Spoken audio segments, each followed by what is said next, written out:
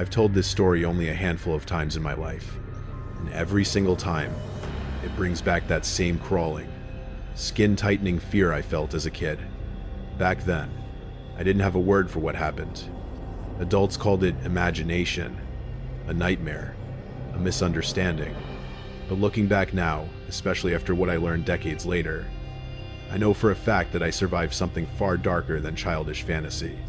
I was 8 years old when my family took a short October vacation to a quiet resort in the Catskills. The place wasn't huge, but it sat deep in the woods, surrounded by pine and fog that settled over the property like a blanket, the kind of place families went to disconnect.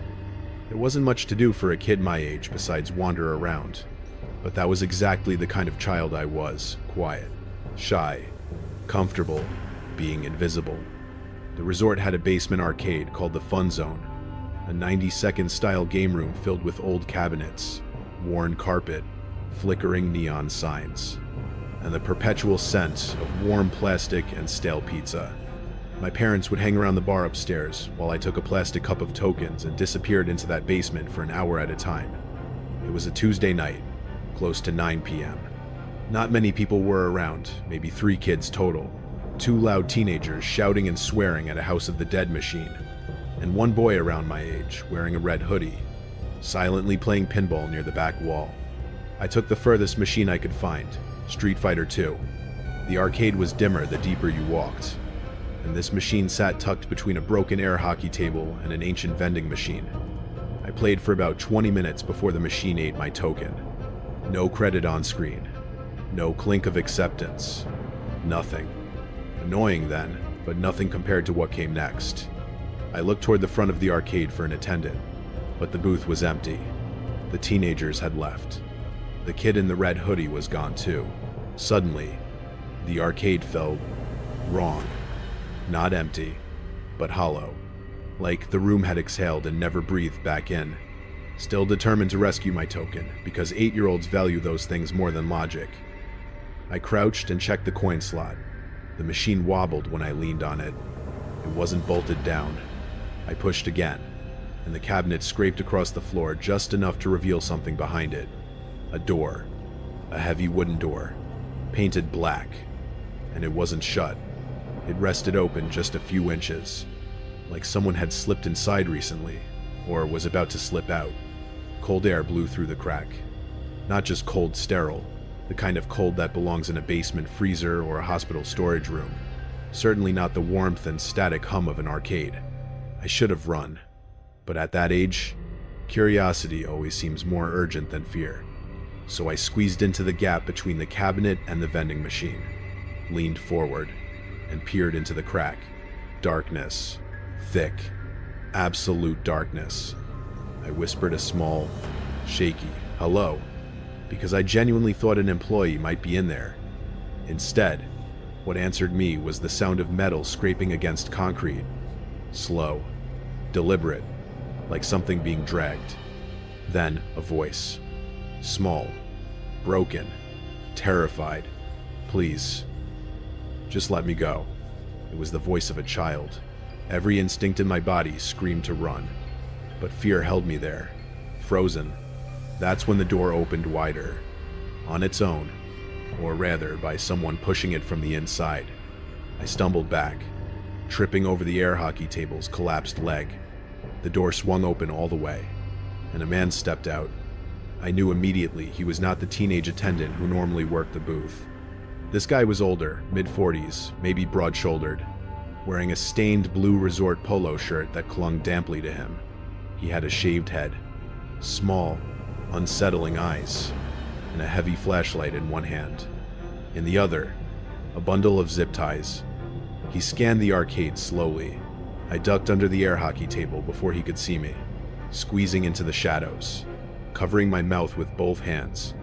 The man shoved the cabinet back against the wall with ease, blocking the door again. Then he began walking through the aisles, looking. "I know you're down here," he said. His voice was calm, almost casual. "Come on out. Little buddy, I'll give you a handful of tokens. Free play." He wasn't calling out to just anyone. He was calling out to me. He stopped right in front of the air hockey table, His boots were muddy. He tapped the flashlight against his hand in a slow, rhythmic beat. Then, in a horrifyingly slow motion, he crouched and tilted his head to look underneath, and he smiled. His teeth were yellow. His nose was inches from mine. "There you are." His hand shot toward me, but panic took over. I kicked him hard, so hard I felt something crunch under my sneaker. He grunted and recoiled. I scrambled out the opposite side and sprinted blindly into the maze of arcade cabinets. "You little brat," he snarled, voice violently shifting from calm to furious. I kept running, heart slamming so hard I could hear it over the machines. The arcade felt enormous, now aisle after aisle, all shadows and flickering lights. I ducked behind a Mortal Kombat cabinet and crouched low, trying to steady my breathing. Then the ambient noise of the machines suddenly died. All of it. Silence swallowed the room, so complete that I could hear the hum of the light bulbs overhead. "He must have hit a breaker." "I'm not mad," his voice echoed. It came from somewhere deeper in the room. "I just want to show you something cool. Your friend is back there. He wants you to join him." My stomach twisted. I knew the voice I had heard behind the door. I knew what the man was trying to lure me into. I moved silently, slipping off my sneakers so the soles wouldn't squeak. Every second mattered. I maneuvered toward the far wall, toward the emergency exit. When I finally reached the metal push-bar door, I hesitated. The sign read, "Alarm will sound." Good. I needed that alarm. I reached for the bar. A hand dropped onto my shoulder. Massive. Heavy. I hadn't heard him approach at all. I screamed. He spun me, slammed me backward into a pinball machine so hard the glass rattled. He raised the zip ties.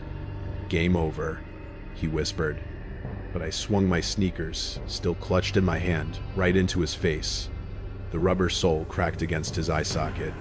He bellowed in pain and loosened his grip. I threw myself at the emergency door. The alarm exploded. Red lights flashed. Cold night air blasted in.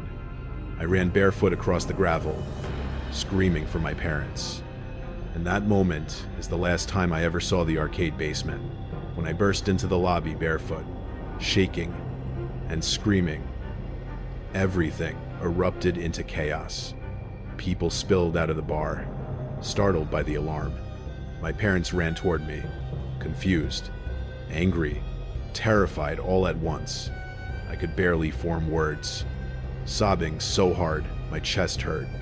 "There's a man downstairs. He tried to grab me. There's a kid in there. Please, please." I must have sounded insane, but to my 8-year-old mind, the danger was still right behind me, coming up the stairs any second. I kept looking over my shoulder, expecting to see that man's small, dead eyes emerging from the hallway. Resort security finally came rushing in. A different man, older, wearing a badge and a walkie-talkie. He escorted my parents, me, and another staff member down to the arcade while waiting for the police to arrive. I clung to my mom's arm so tightly she kept wincing, but I wouldn't loosen my grip. By the time the state troopers showed up, the basement alarm had been silenced. The arcade lights were on again, bright, innocent, like the room had deliberately wiped away all evidence of what had happened. "It's behind the Street Fighter machine," I cried. "There's a door. He was there. He had someone with him. Please, please look." My voice cracked with desperation. One of the officers nodded and told the manager to slide the cabinet aside.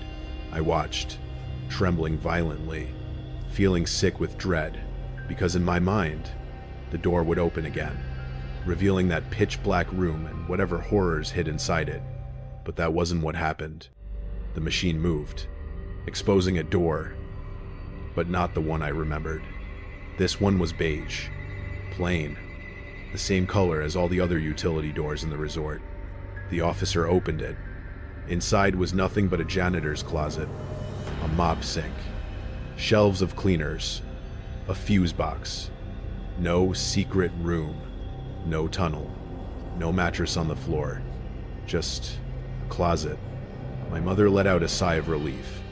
My father closed his eyes in embarrassment. The manager looked irritated. "See, just supplies. We usually keep this locked." "No," I screamed. "That's not the door." It was black. It smelled weird. There was a boy in there. The officers exchanged a look. One crouched to my level and spoke gently, like you would speak to a child who's telling a story they truly believe. "Son, maybe you got confused. It's dark down here. You said you were scared. It's easy for your mind to play tricks." His words made me feel insane, like I had slipped into some world between dream and reality. But I knew what I saw. I knew what grabbed me. And then, something else happened. Something I never forgot. The floor beneath the Street Fighter machine. Deep gouges, scratches ran across the linoleum. Fresh, long, leading away from the closet. Not toward the arcade, but toward the side wall, where a large stack of rolled-up carpet had been leaned for storage. Heavy rolls. The kind that would hide. Well, anything. But the officers didn't think twice about it. They simply shrugged it off as maintenance, dragging equipment around. The police walked us back upstairs. I remember looking over my shoulder the whole time, waiting to see the man's silhouette in the stairwell. My parents were furious at me. They apologized to the manager. They insisted I hallucinated the entire ordeal. And because the only physical evidence was a pair of shoes left by the emergency exit, no one believed a word I said. We packed our bags and left before the sun came up. For the next few weeks, my parents barely spoke about the incident, except to remind me that my imagination was dangerous and embarrassing. I convinced myself it must have been a nightmare. Maybe the darkness twisted things in my head. Maybe I misinterpreted a maintenance worker. Maybe I fell asleep at the arcade and dreamed it. I forced myself to believe that for decades. But some memories, they don't fade. They just wait. 25 years later, when I was 30, I stumbled across a true crime forum during a late-night internet spiral. A thread titled "Cold Cases of the 1,990 Seconds" caught my attention. Scrolling half awake, I suddenly froze. There, in the middle of the thread, was a missing child photo. A boy, 10 years old, wearing a red hoodie. My lungs tightened instantly. I remembered him. Pinball, quiet, alone. The caption read, "Timothy W. Missing since October 14, 1996. Last seen at a gas station near Catskill Resort." I stared at that photo for a long time blurring into a buzzing void. That red hoodie wasn't my imagination. I had seen that kid, hours before he disappeared. But the next part destroyed me.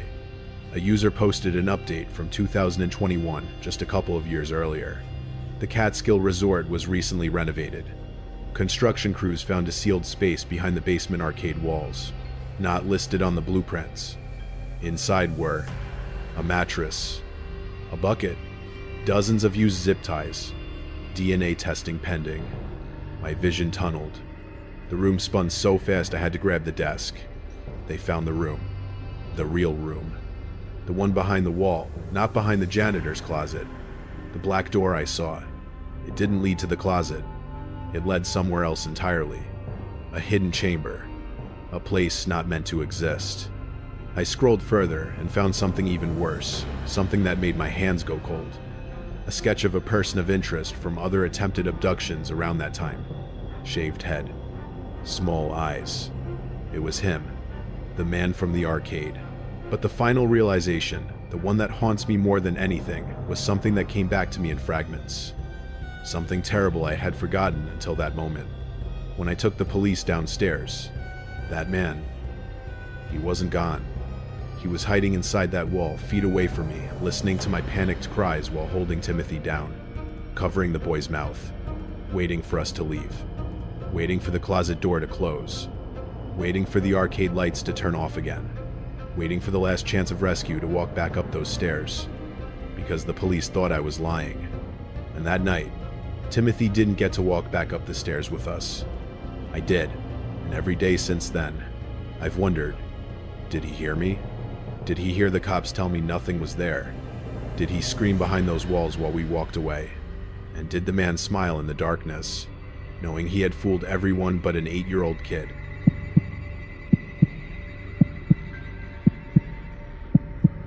I worked at an arcade in the mid-2000s, right around the time when home consoles were really starting to kill the business. It was a place called Starcade inside a dying mall in Ohio. You know, the tight flickering fluorescent lights.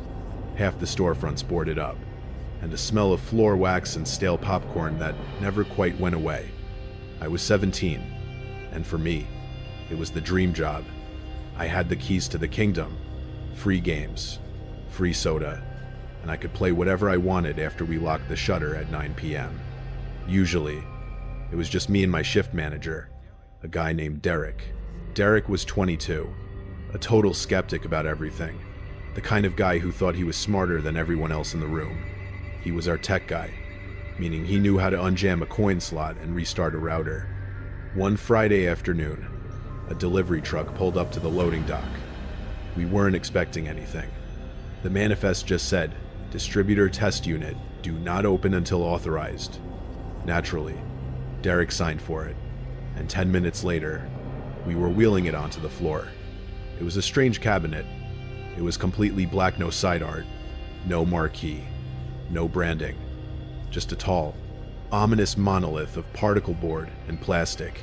The screen was a curved CRT monitor, the kind that hummed with static electricity when you put your hand near it. The control panel was sparse, a joystick, a single red button, and a trackball. "It's a beta unit," Derek said, wiping his hands on his jeans. "Company probably wants us to field test it, see if it eats quarters before they paint it up." We plugged it in. The screen flickered to life with a harsh, white noise hiss, then settled into a stark, black background. No title screen. No insert coin. Just a blinking green cursor in the center of the screen, like an old DOS computer. Boring. I said, "Is it broken?" "Give it a second," Derek muttered. He reached underneath to the coin mechanism and tripped the switch to give us credits. Ding. The sound was incredibly loud. It didn't sound like an 8-bit sound effect. It sounded like a real service bell, crisp and clear, cutting through the ambient noise of Dance Dance Revolution and Time Crisis. Text appeared on the screen. "Profile required. Stand on the mat." We looked down. There was a pressure mat at the base of the cabinet, the kind used for security alarms, but it was built into the unit. "I'll go," Derek said, stepping up. He was grinning. He loved new tech. The screen flashed white. A camera hidden somewhere in the dark bezel above the monitor snapped a photo. A grainy, digitized image of Derek's face appeared on the screen. It was low res, black and white, making his eyes look like hollowed-out sockets. Player 1. Derek. Location, Starcade, Ohio. 9:15 p.m. Whoa. I laughed nervously. "It knows your name. Did you input it?" "No," Derek said, his smile fading slightly. "It probably just pulled it from the employee database or something. The arcade's networked. That didn't make sense. The cabinet wasn't connected to an Ethernet cable. It was just plugged into the wall outlet. But before I could point that out, the game started. It wasn't a shooter. It wasn't a fighting game. The screen displayed a top-down view of a map. It looked like a GPS navigation screen, but photorealistic. "That's the mall," I whispered. It was a satellite view of the mall we were currently standing in. The camera zoomed in, jerky and mechanical, until it focused on the north wing, the roof of the arcade. Then, the perspective shifted. It wasn't a satellite view anymore. It was a 3D render of the inside of the arcade. The graphics were crude, polygonal, like an early PlayStation game, but the layout was perfect. The rows of skee-ball machines, the prize counter, the specific way the carpet was torn near the air hockey table, and in the center of the screen, there were two avatars, one red, one blue. Objective, evade. Evade what? Derek asked, his hand hovering over the trackball. I think you're the red one," I said. The red figure on the screen moved when Derek touched the trackball. He spun it left. The figure moved left. "Okay, so it's a maze game," Derek scoffed. "You run around the arcade. But then the blue figure moved. It didn't move like an AI. It didn't have a patrol pattern. It moved with erratic, frantic speed. It sprinted from the back of the virtual arcade toward the front. Hunter approaching. The text flashed in blood-red letters. "What is this?" Derek laughed, but he was spinning the trackball frantically now. "This gameplay sucks. Where am I supposed to go?" "The exit," I said. "Go to the exit." Derek navigated his red avatar toward the front doors of the virtual arcade. The blue avatar was closing in. It was faster. It was knocking over virtual game cabinets as it ran, creating digital debris. Suddenly, a loud thump came from the back of the real arcade.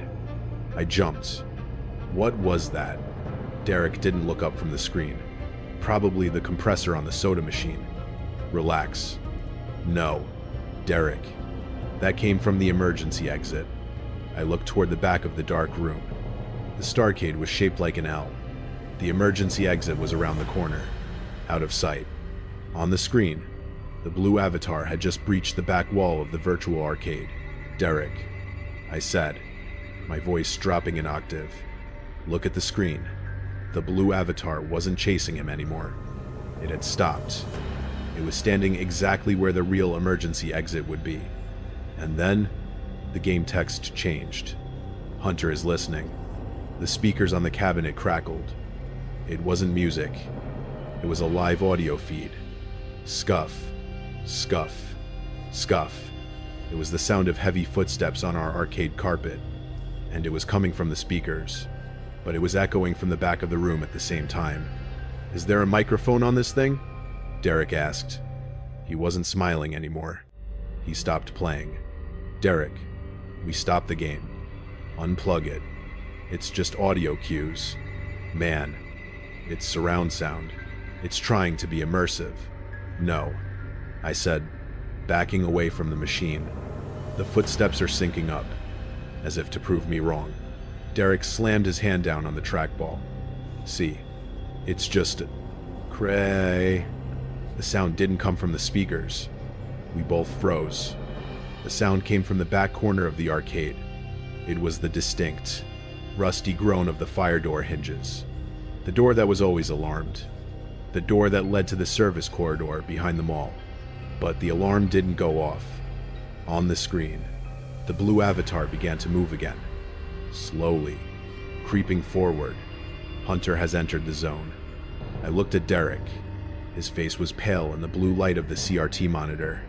"Go check it," he whispered. "No way. You're the manager." "Fine," he snapped, trying to regain his bravado. He stepped off the pressure mat. Immediately, the game screeched. A high-pitched, digital wail that hurt my ears. "Warning, player left the zone. Forfeit imminent. Turn it off," I yelled. Derek reached behind the machine to yank the plug. He grabbed the thick black cord and pulled. The cord came loose in his hand. The screen didn't turn off. The game was still running. The blue avatar was now in the racing section, just 2 aisles away from where we were standing. We stared at the plug in Derek's hand. Then we looked at the wall outlet. It was empty. The machine had been running on something else. And then, from the aisle of racing games just 20 feet away, we saw a shadow move across the floor. Long, distorted, and human. "Someone's in here," Derek whispered. The text on the screen blinked one final time before the monitor went dead black. "Run." We didn't wait to see who the shadow belonged to. Instinct took over. Derek, who had been so arrogant just minutes before, shoved me toward the front counter. "The gate," he hissed. "Get the shutter key." I scrambled over the counter, my hands shaking so badly I knocked a display of candy bars onto the floor. The sound was like a gunshot in the quiet arcade. I grabbed the heavy keyring from the hook. Behind us, in the dark aisles of the racing games, there was a sound that haunts me to this day. It wasn't a scream or a roar. It was a synthesized, digitized voice, playing from a speaker that seemed to be attached to the person stalking us. Target acquired. It was the same voice from the arcade cabinet. I jammed the key into the control box for the security shutter. I turned it. The motor groaned, and the metal gate began to rise. But it was old, and it was slow, painfully slow. It rose inch by agonizing inch ankle height, shin height, faster. Derek yelled.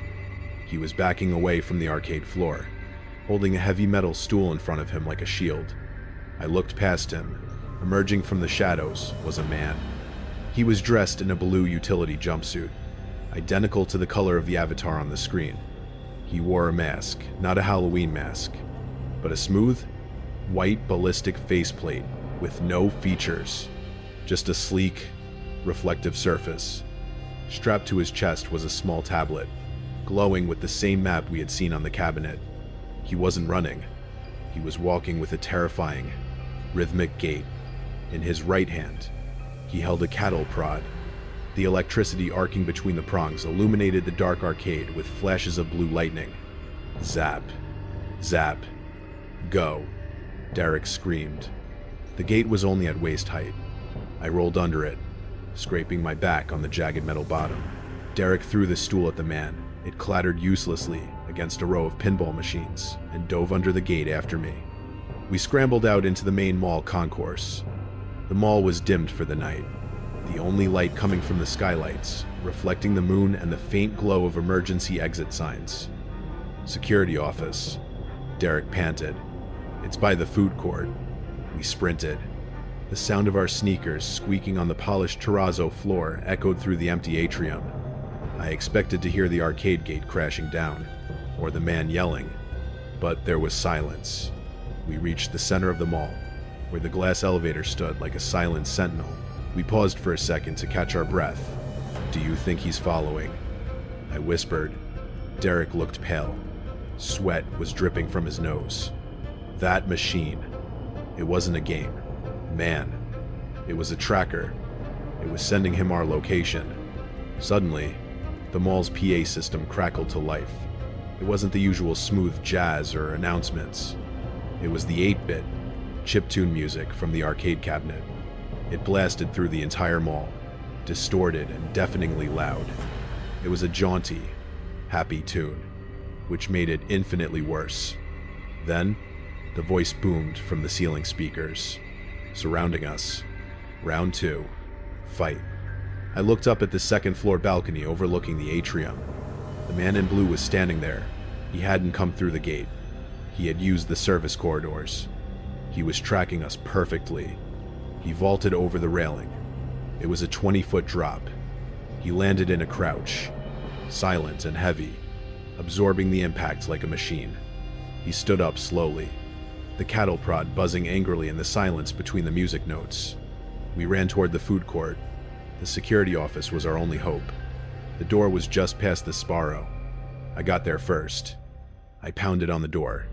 Help. Open up. Locked. Dark. The night shift guard wasn't there. He's coming. Derek yelled. I turned around. The man was closing the distance, walking past the darkened carousel. He raised the cattle prod. We were cornered. The food court was a dead end, backed by heavy shutters of the restaurants. Derek looked at me, eyes wide with a mixture of terror and realization. He looked at the service door of the burger joint next to us. It was slightly ajar. Cleaning crews often left them open. Get in there, Derek said. What about you?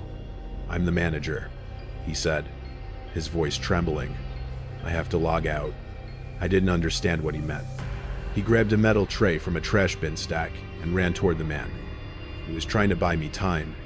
Hey, over here, you glitchy freak, Derek screamed.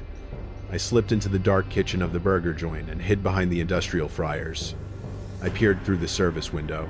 I saw the man in blue stop. He tilted his head, looking at the tablet on his chest. Derek swung the metal tray. It connected with the man's head with a loud clang, but the man didn't even flinch. He reached out with his free hand and grabbed Derek by the throat. He lifted him off the ground with one arm. Then, he jammed the cattle prod into Derek's side. I squeezed my eyes shut. I heard Derek scream, a raw, primal sound that was cut short. Then the sound of a body hitting the floor. I covered my ears. I curled into a ball on the greasy tile floor, praying, "Please don't come in here. Please don't check the map." I waited for the door to open. I waited for the prod, but the music on the PA system stopped. A new sound played, a calm, female robotic voice. Player 1 eliminated. Game over. Silence returned to the mall. I stayed in that kitchen for 4 hours. I didn't move until I saw the flashlights of the morning security patrol through the window. When I finally came out, Derek was gone. The police arrived. They locked down the mall. They found blood on the floor of the food court, Derek's blood type. They found drag marks leading to the loading bay. But they never found Derek.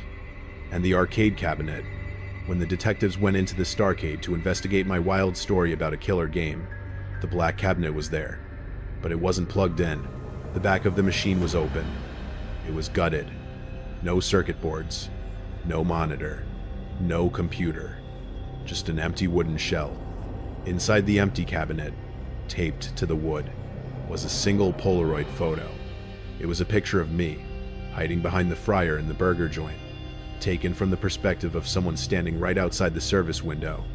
The text written on the bottom of the photo in black marker chilled me to the bone. It's the reason I moved out of state, changed my name, and never go out at night. It read, "Winner, ready for level 2.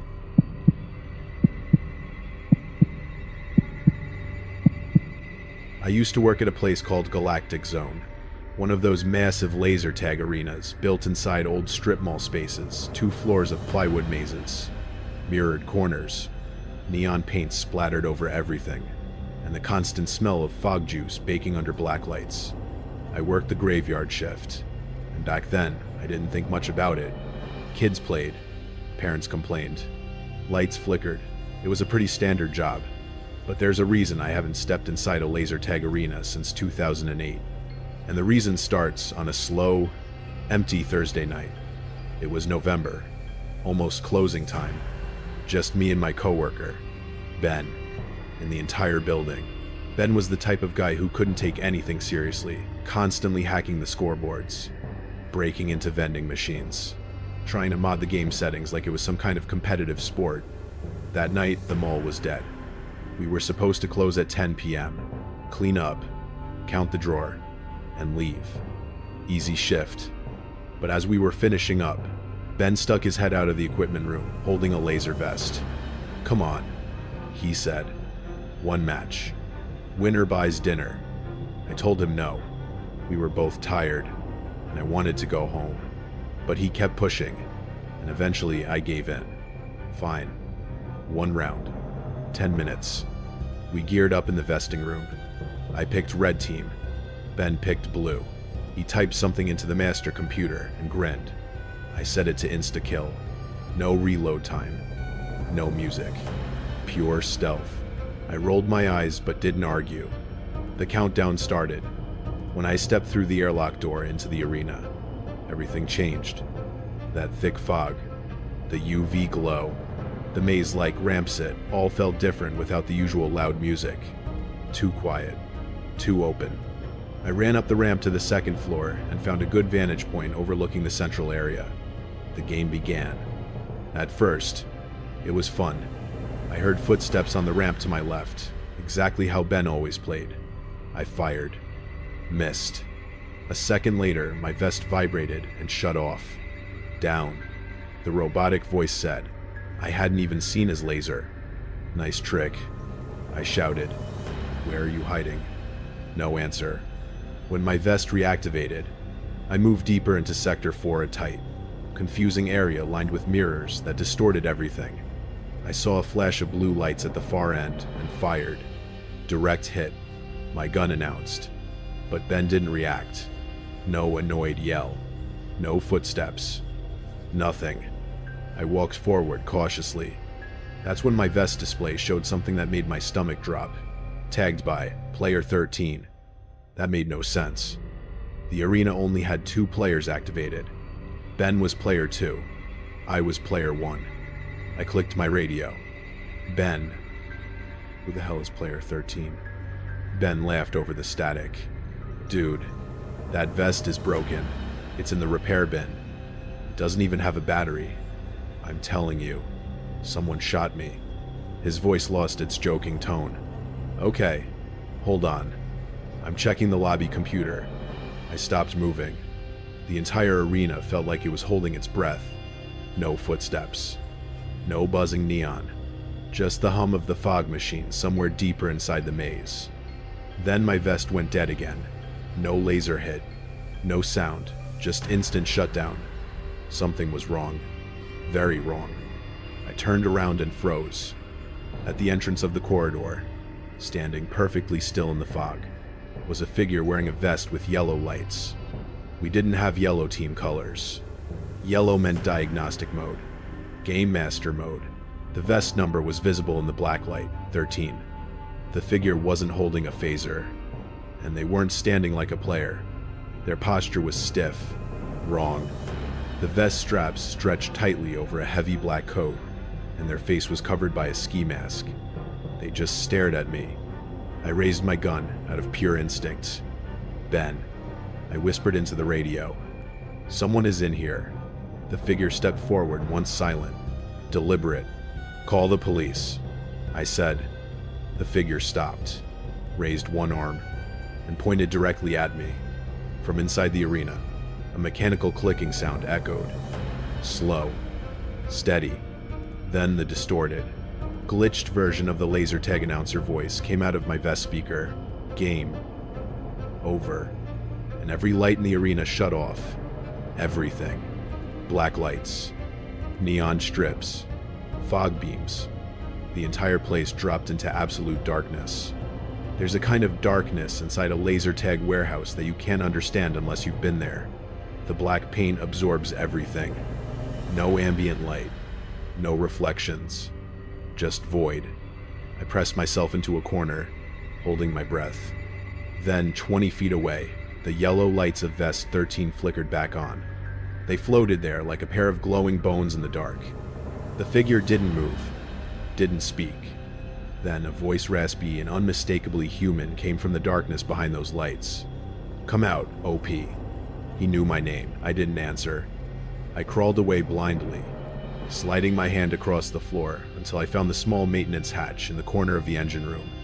We used it to run cables. It was barely large enough for a person. I pulled it open. The hinges creaked. The yellow lights snapped toward me. He started running. I dove headfirst into the hatch and slammed it behind me just as a heavy boot crashed down where my head had been. I crawled as fast as I could through the cramped, dust-filled crawl space beneath the maze, choking on fiberglass and fog residue. Above me, the man's boots stomped across the plywood floor, following my movement. He knew the map. He knew the crawl space layout. He knew where I was headed. I had one way out, the panel behind the prize counter. If I could reach the lobby, maybe I could escape. I heard him unbolting something above me, trying to intercept me. I changed direction and burst out of the crawl space into the back hallway. That's when I saw Ben. He was slumped over the broken computer monitor, blood running down his face. And the front doors, our emergency exit, were sealed by the metal security shutter. We hadn't closed it. Someone else had, before the game even began. Behind us, the arena doors creaked open. The yellow lights stepped into the lobby. I grabbed Ben and dragged him toward the back hallway as the masked figure scraped a wrench along the counter surface.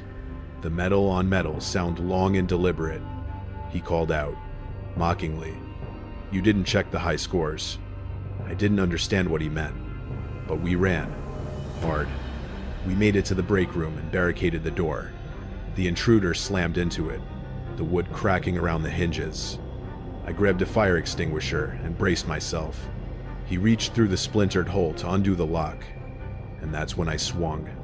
The metal crushed his fingers against the frame. He screamed. It was the first human sound he made. Ben and I ripped open the barred window grate and escaped into the alley, sprinting to the diner across the highway and collapsing inside, begging for someone to call 911. And that was just the beginning. We were still shaking when the police arrived. The diner's customers stood frozen, watching us like we were lunatics. Two grown men, covered in dust, fog residue, and blood. Ben could barely stay upright. I kept expecting those yellow lights to appear behind us through the diner's windows. Within 10 minutes, patrol cars surrounded Galactic Zone. Officers moved in a tight formation toward the front doors of the arena. We told them everything. About Player 13, the masked figure, the crawl space, the sealed shutters, every insane detail. They assumed it was a break-in gone wrong. We knew better. When the police breached the shutter and entered the lobby, the place looked like a war zone. The prize counter was knocked over, fog still drifting through the air. Vest 13 lay abandoned in the middle of the arena entrance, its yellow lights blinking slowly like a heartbeat. But they didn't find the man. Not in the arena. Not in the back hallway. Not in the storage rooms. Not in the offices. It was like he had vanished. But then officers found something far worse.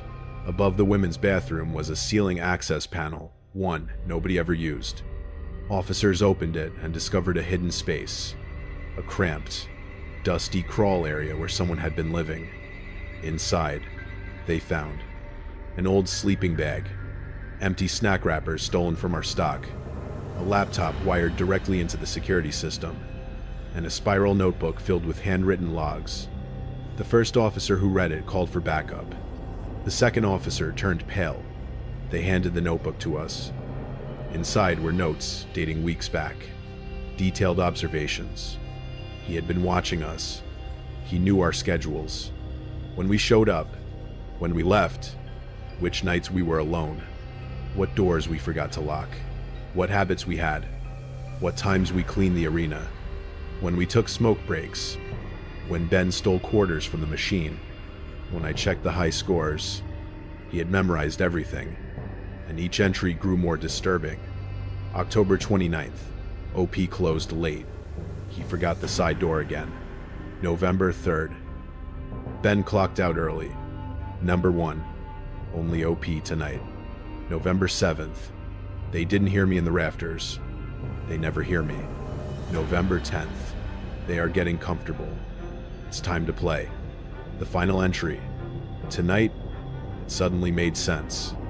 The sealed shutters, the smashed monitor, the broken phone line, the modified game settings, Player 13, the yellow lights, the crawling, the way he knew my name, the way he moved around that dark arena like he built it. He had been planning it. And the part that chilled us the most, the police identified the fingerprints on the laptop. The man wasn't a stranger.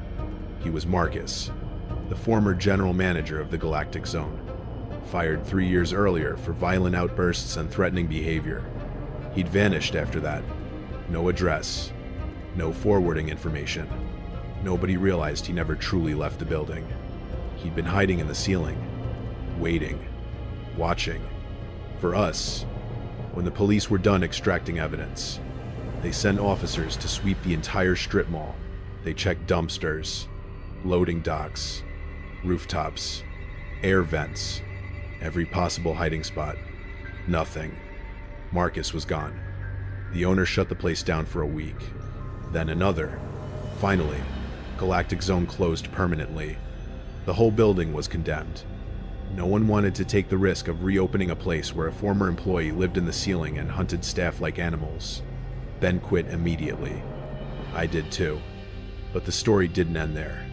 About 3 months later, I was at a gas station off Route 9, filling up after work. It was late, around midnight. The place was empty. I went inside to grab a drink, and behind me, the automatic fog machine at the car wash next door kicked on. That smell, that sickly sweet, burnt sugar, fog juice smell. It hit me like a punch to the chest. For a moment, I couldn't move, couldn't breathe. I spun around, expecting to see those yellow lights hovering in the darkness. Nothing, just the empty car wash bay. But the fear stayed with me the whole drive home. A year later, while working at a different job, I came across a news article online. I wasn't even looking for it. It was trending locally. Man suspected of break-ins at multiple strip malls. Security footage released. I clicked the video. My stomach dropped. The grainy footage showed a tall figure in a dark coat walking through an arcade in another town comm. Slow, deliberate, his face was hidden under a mask. But, strapped tightly across his chest was something unmistakable. A yellow laser tag vest. Not the same model as ours, but close. Modified. Tightened with duct tape. The number 13 written across the shoulder. He moved with the same stiff posture. The same slow head tilt. The same height. The same build. The article said he was never caught. Of course he wasn't. I still get jumpy when I see neon reflections, or thick fog, or blacklight paint. But the worst trigger of all is that fog juice smell. Even the slightest whiff of it drags me backward through time. Because the thing that truly terrifies me isn't the night he chased us. It's the thought of how long he had been there, living above us, slipping through the arena rafters while we worked, watching us from the darkness. Not because he wanted money, or revenge, but because he wanted to play. And I keep thinking about the last thing he said to me, right before he chased me through the maze. You didn't check the high scores. I didn't understand it then, but I do now. He wasn't talking about the leaderboard. He meant the game wasn't over. It still isn't. Because sometimes randomly when I'm out shopping, or getting gas, or walking past a mall entrance, I swear I smell that fog juice again. And every time, I look around for yellow lights. I haven't seen them yet, but I know one day, I will. And when I do, it'll mean Marcus finally found me again. Because in his mind, I was never the winner. I was just the next player.